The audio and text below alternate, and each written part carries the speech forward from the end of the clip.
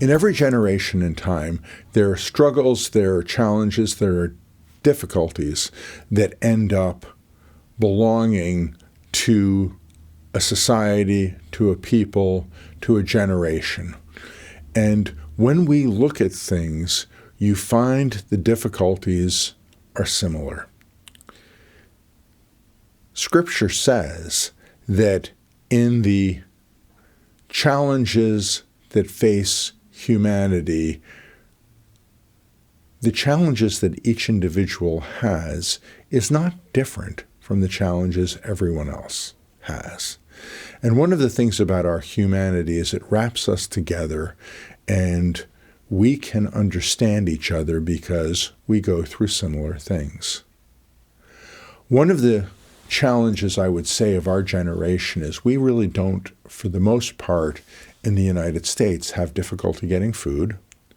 We don't, for the most part, over the last number of decades, have difficulty being warm and getting what we need for subsistence. But in our pursuit of finances, in our pursuit of making a living, in our pursuit of building lives, one of the things that has happened is we've become a very mobile society. And as a mobile society, it means the place that we were born in often is not the place that we live in after a period of time. And if it's hard to make a living, many of us will leave where we were and move to a new area for opportunity. When you move from one place to another, often you don't have the relationships that you may have put decades of work into cultivating. And the people who truly know you may not be close.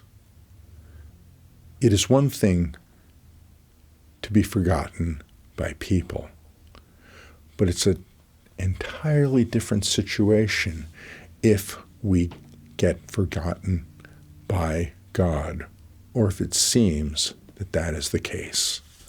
The psalmist says, "How long, Adonai, will you forget me forever? How long will you hide your face from me? How long must I keep asking myself what to do, with sorrow in my heart every day? How long must my enemy dominate me?"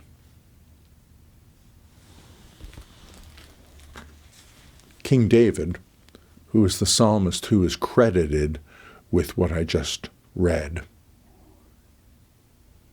looks at reality, and he understands that sometimes we're in a position where people forget us. But the depth of his relationship with God was such that it was okay if people forgot him, but it really wasn't okay if God forgot him. And in the midst of the situation that he was in at that point in time, and that is read from Psalm 13, by the way, in this situation he was like, "God, how long will you forget me?" Ultimately,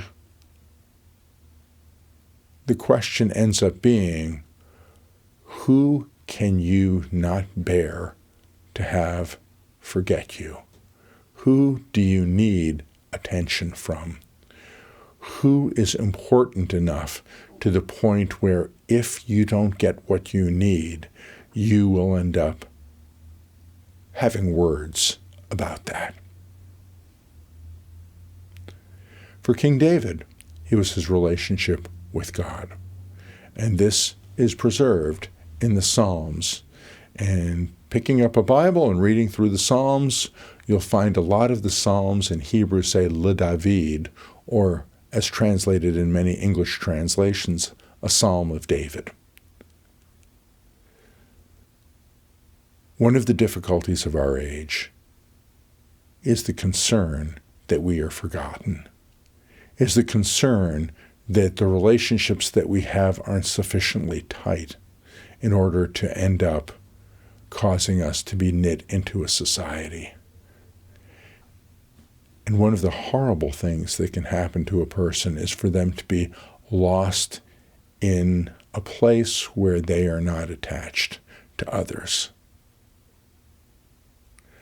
And I really believe that all people need community, all people need relationships, all people need others in their lives, that one of the great things that marriage does for people is it brings a covenant, a commitment, and an oath that is made to each other, but also to God, that we are not going to forsake this relationship.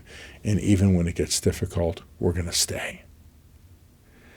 Now, what is a biblical oath has turned into a contract with a promise for many people, and for many they get to a point where they say, is it advantageous for me to break this? And if it is, they do break it. But the truth of the matter is that to break off a relationship started with an oath or started with a promise is something that does damage to those who are cut off. Likewise, when people come into an understanding of who God is, in many cases, they make an oath or a promise to God that they will follow him.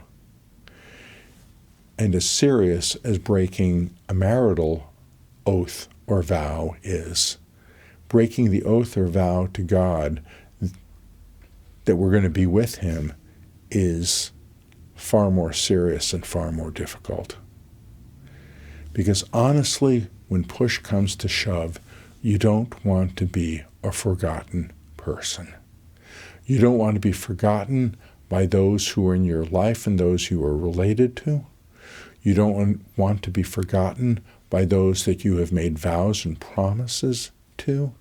And you, most of all, don't want to be forgotten by the God who has encountered you, who has invited you into relationship, and to whom you have also, at some point in time, made a vow to. Now, some may watch this and say, well, I'm not actually married. I've never actually made a vow to God, and I really don't understand this thing that you've been talking about. And if that's the case, thanks for hanging in this long. But what I am saying is, for those who feel like they may have been forgotten, for those who don't have the fullness of what they believe is attainable relationally, here is the invitation. The invitation is simple. To come before God, to turn from going your own way, and to say, God, I want to go your way. To be a person who ends up entering into a relationship started with promise by God. He has already made the promise that he's going to be there for you. It is entirely in your court as to whether you want to make a promise to be there for God and to give him opportunity to do extraordinary things in your life. Yes, he will deal with sin. Yes, he will do other things that at points and times are uncomfortable. But the truth of the matter is that as he does this, he is also going to end up making an opportunity for a great adventure to happen for you. So those of us who have been doing it for a while want to invite you into the exploration of this. Shalom.